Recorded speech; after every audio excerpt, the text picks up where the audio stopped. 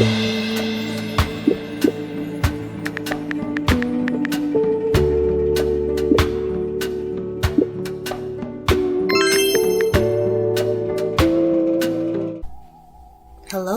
Is this thing on? Ooh.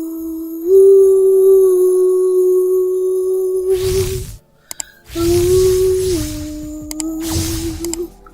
I hope that got you into the spooky spirit, alright? Because I just watched Addams Family for the first time.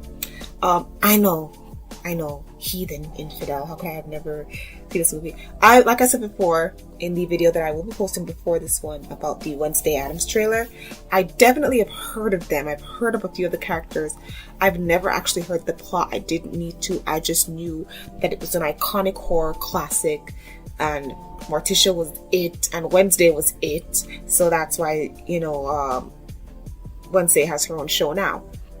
But like I said, and I promised, I was going to watch this movie before I saw Wednesday so I could get all the references.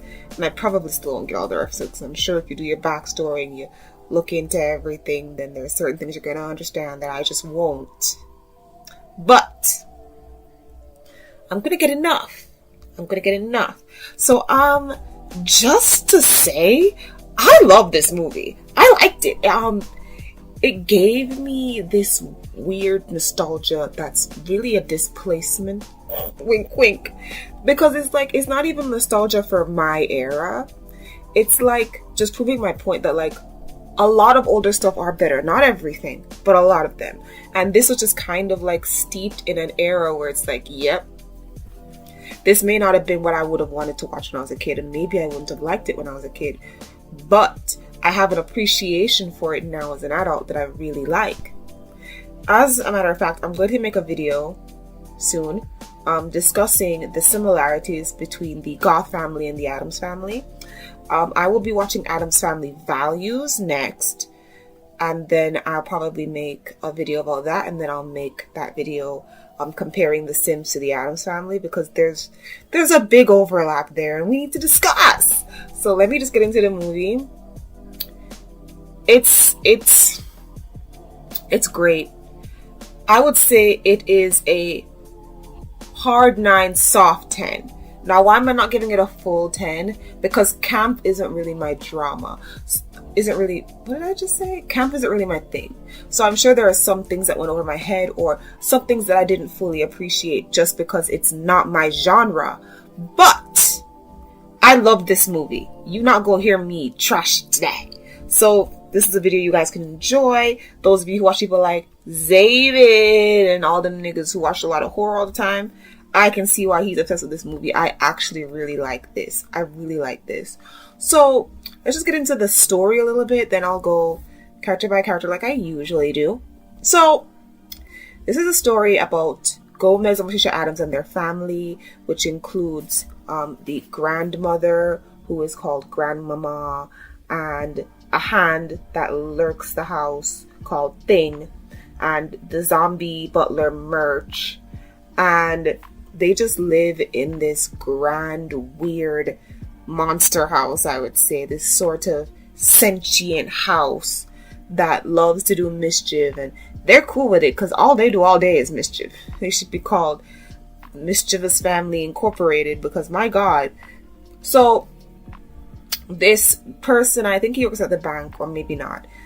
He's the one who they pay to keep the house. His name is Mr. Tully. He is in some debt because he had borrowed money from this loan shark, and now he needs the money back. So he was going to trick Gomez into giving him $1 million. But Gomez has a routine. He only does certain things on a certain time, and he doesn't have time to wait that long. So he lets the loan shark know that there is obviously a place in the house where they store all the millions of dollars that they have. How they made those millions, we can just guess. Okay? We can just guess how they made those millions. And so, moral of the story is the loan shark uses her quote-unquote son, who looks just like the long-lost brother of Gomez, to infiltrate the house and try to get the money. That's it. That's the story.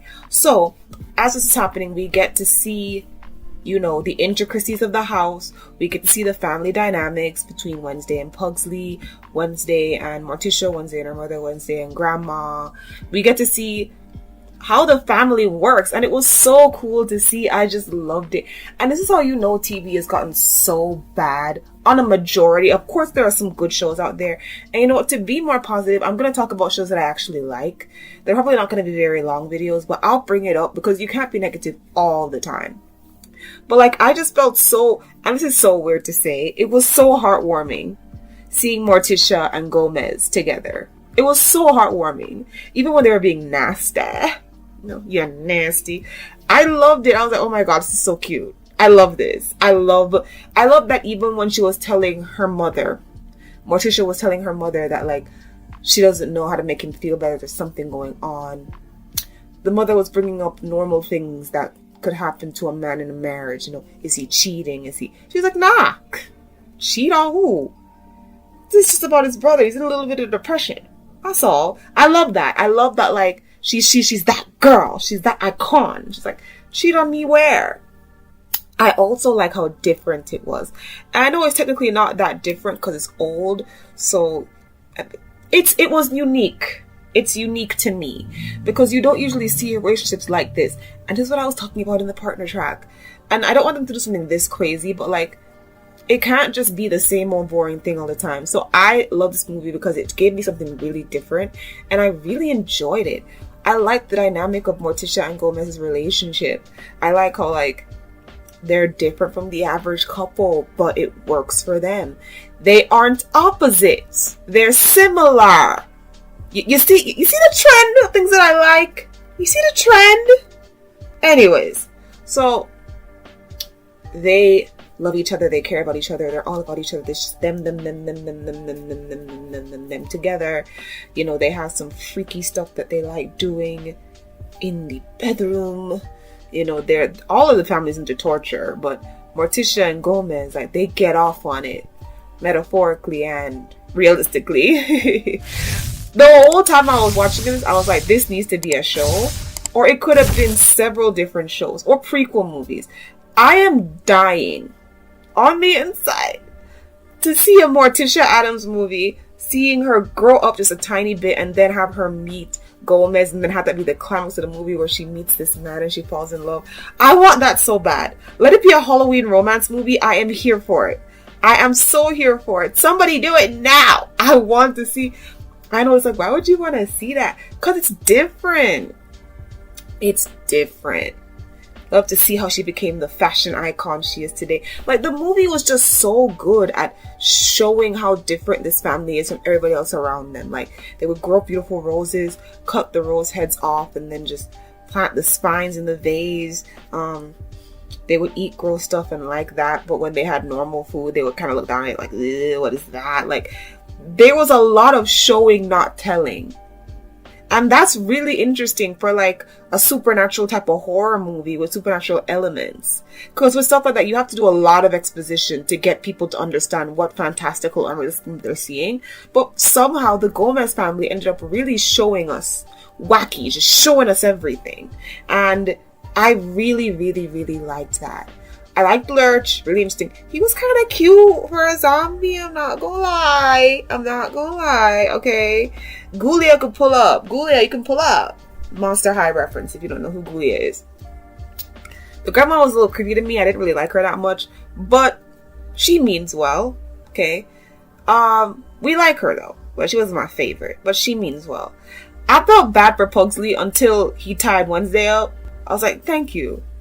It cannot just be her messing with him all the time. I'm glad that they showed that he messes with her back. I like that dynamic because then it makes it. This show is really good at towing the line between villainous and just wicked. They're just wicked people and weirdos, and they just do whatever they want. But they don't really mean anything by it. They don't really care. And that's it's such an interesting thing to put. So, he's Wednesday, you can tell she cares about her family, but then she'd be torturing her brother all the time. It's just a weird dynamic, and it brings a lot of synergy to their family that I just loved. I loved it. I liked the house. I liked the scenery. I liked the scenes. I liked the writing. I liked how through the whole movie, I was thinking to myself, is that really Fester? I feel like that's really Fester and not Gordon. So in the end, when they were like, yeah, that was Fester, he just had amnesia, I'm like, that makes a lot of sense. That makes a lot of sense. So, you know, and even Fester getting back into the fold of the family was so cute. You know, the way he was helping the kids was so cute. Wednesday and Pugsley's little Shakespearean sword fight, iconic. We love to see it. I thought it was so funny. The way they were just bleeding up on everybody. And Wednesday, she was given the performance of a lifetime. She was like, it's my turn to win the Oscar. Love to see it. Loved it. I loved it so much. It's getting me really hyped to see the second movie. Because apparently Fester gets married to a serial killer. I'm loving this. It's great. It's great. And it's unfortunate. Tangent. Why is it unfortunate? Because now my expectations are like, I feel like I'm gonna be expecting something from this Wednesday stuff. And before, I was just excited that certain elements that I like in a TV show looked like it was gonna be in there. I didn't really have any high expectations. But now my expectations have been raised because look where she's coming from. Look where the character of Wednesday is coming from. You can't... Netflix. I'm not one of those people who's gonna make a title like, oh, who knew Netflix could do that? Netflix, like I've said before, is like very sometimes Netflix will just put out something good one day, something bad another, but they do a lot of stuff. So if they throw out 300 movies a year, at least possibly 10 could be decent to good. So out of the 10 decent ones, there's like 1 or 2 great ones and the rest of them are just okay. So they can do something good, but it's rare. I hope this is one of the good things. I'll be one of those people who will be reviewing it. You better not disappoint me, Netflix, because Wednesday is that bitch. And I just loved how they characterized Wednesday. It's like, weirdly enough, it's like she was the most sane person in the family. While also being just as deranged as them, it's just more under the surface. And when she was like around her brother, you could see that more feral side come out of her. But like when she's around other people, she's just kind of stoic and like, yeah. Yeah, I could stab something. Like, it's just, I love Wednesday. Wednesday is it. Wednesday is that aesthetic. Wednesday is that girl. I love Wednesday. I also love her brother too. I love Pugsley, but I love Wednesday. When it was Halloween and she came down as herself and they were like, what are you? And she's like, oh, I'm a deranged maniac. You know, they look like normal people. I'm like, yes. Talk about, you know, intelligence. I love Morticia. I love Gomez. I love everybody. Everybody can get it. Everybody can get these gold stars for character writing and good acting. The acting was really good. And it's a stereotype, but you don't really expect great acting from camp. Unless it's like accidental. Like campy things accidentally become cult classics. You know? To the people who don't like camp, that's how it looks. But I'm starting to see the appeal of camp. I was like, I'm gonna get some campy movies. I'm gonna watch stuff like Death Becomes Her. About to watch that. I'm about to watch the original of that remake that Anne Hathaway did. That creepy thing where the witches eat kids. I can't remember what it's called. I'm thinking I'm gonna watch that. If there's an original movie, I'm gonna watch that. Link the name of it down below if you know what I'm talking about. But yeah, I'm excited. I'm gonna make Wednesday in The Sims. So that'll be cool too, because I'm inspired to make her in The Sims. We're gonna do that. Yeah. So yeah, it was a great movie. I loved it. Grazie. And best part of the movie for me, I know this is unpopular, Morticia and Gomez together. That's my favorite part. Every time they would flit around with each other or get turned on or whatever, I would just be so happy. Because I just love to see love. I love to see equals being in love. I love to see people who complement each other well being in love. And they were just so beautiful to see. I'm sorry. I loved it. I love this movie. It's great. I'd watch it again. I would watch it again.